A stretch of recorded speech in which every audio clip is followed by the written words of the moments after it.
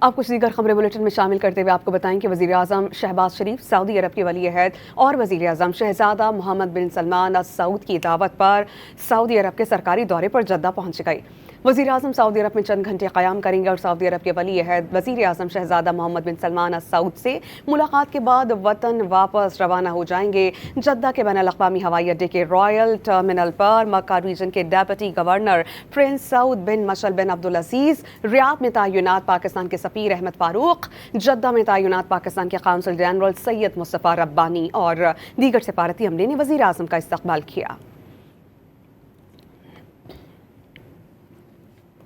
آپ کچھ دیگر خبریں بلیٹن میں شامل کرتے ہوئے آپ کو بتائیں کہ وزیر اعظم شہباز شریف سعودی عرب کے ولی عہد اور وزیر اعظم شہزادہ محمد بن سلمان ال سعود کی دعوت پر سعودی عرب کے سرکاری دورے پر جدہ پہنچ گئے۔ وزیر اعظم سعودی عرب میں چند گھنٹے قیام کریں گے اور سعودی عرب کے ولی عہد وزیر اعظم شہزادہ محمد بن سلمان ال سعود سے ملاقات کے بعد وطن واپس روانہ ہو جائیں گے۔ جدہ کے بین الاقوامی ہوائی اڈے کے رائل ٹرمینل پر مکہ ریجن کے ڈیپٹی گورنر پرنس سعود بن مشعل بن عبدالعزیز، ریاض میں تعینات پاکستان کے سفیر احمد فاروق، جدہ میں تعینات پاکستان کے قونصل جنرل سید مصطفیٰ ربانی اور دیگر سفارتی عملے نے وزیر اعظم کا استقبال کیا۔